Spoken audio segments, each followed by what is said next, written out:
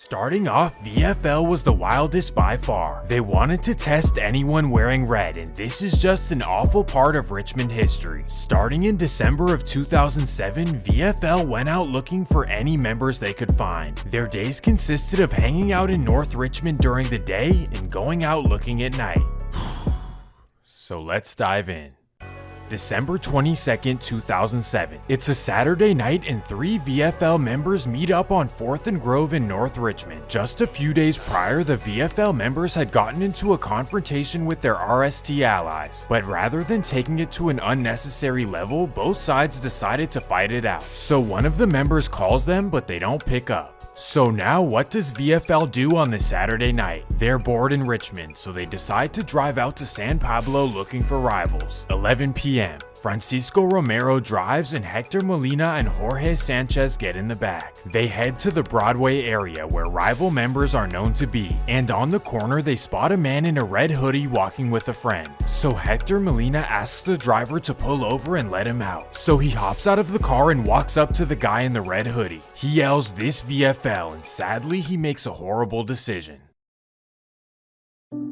Later on the news, they found out that the guy in the red hoodie was just a student at Richmond High School, and more importantly, he wasn't affiliated with anything, and this instantly made it a high-profile case for Contra Costa County. Well, early on they received an anonymous tip, so Richmond police investigated Hector Molina. After searching his car, they found a blower, a baseball bat, and a blue bandana. However, it didn't match the casings in San Pablo, so they only booked him for concealed carry. The judge would let him out the next day.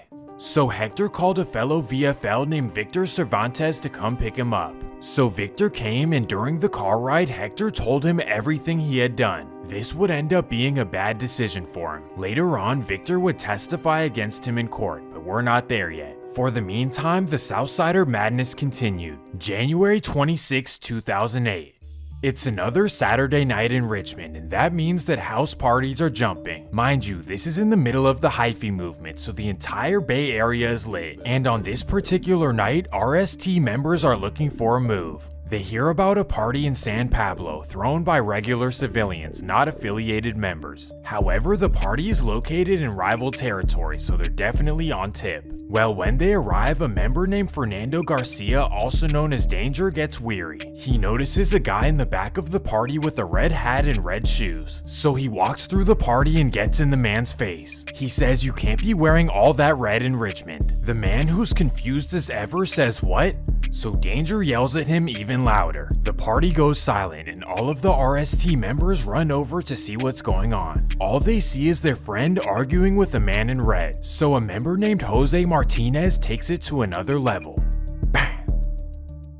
Again, it turns out that the victim was not affiliated with anything. This was yet another case of mistaken identity in Richmond. This literally happened for no reason, and the people at the party felt the exact same way. Many of the party attendees cooperated with police and pointed out Jose Martinez. On top of this, remorseful RST members testified as well. They all did the right thing, and Jose Martinez got life in prison. Random incidents like this were a foreign concept in the Bay. Prior to this, most incidents were behind personal conflicts. And now the Southsiders introduced this terrible theme to Northern California. Sadly, the foolishness would continue. February 16th, 2008. We head back to North Richmond VFL. And again, it's a Saturday night, which means it's party time. So the regular crew are hanging out in North Richmond waiting for a move. A friend named Larry Valencia also happens to be looking for one as well, so he calls them up.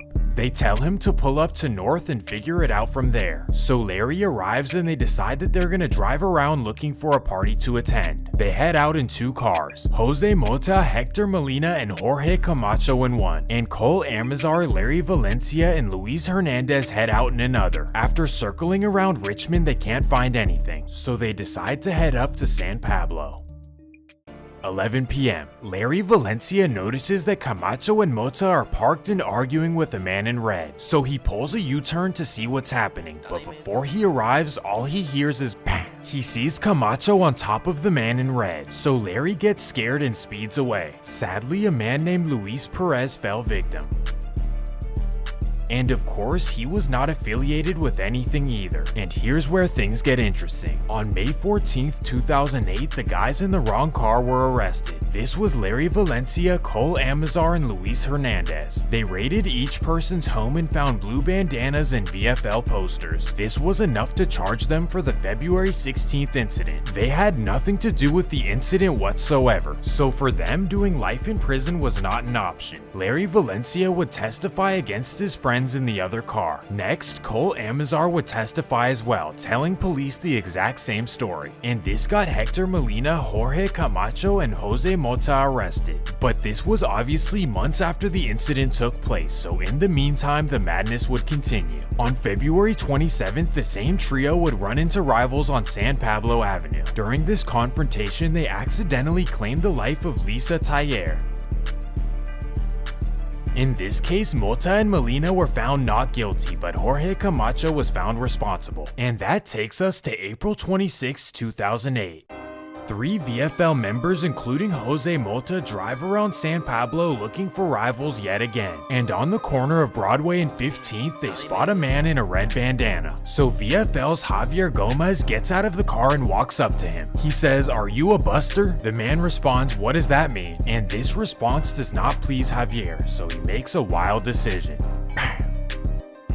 It turns out that Rico in fact was not a member of anything. His family said that he wouldn't have even known what a red bandana could signify. Well, long story short, Gomez felt guilty and confessed about what he did. And with this, he implicated Mota as the driver. So they both received life in prison. In the end, nearly every VFL member told on their co-defendants. And because of this, all of these incidents were solved. These stories were all over the Bay Area news, sending fear to everyone at home. And this prompted middle and high schools all over the Bay Area to ban the colors red and blue. This is also because other regions like the Canal San Rafael and East San Jose were seeing the same issues. It was an awful new trend that the Bay Area was not ready for.